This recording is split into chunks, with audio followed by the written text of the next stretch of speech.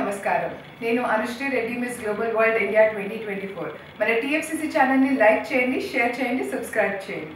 Hi అందరికీ నమస్కారం. నేను Geetha Madhuri. Like, share and subscribe to TFCC live.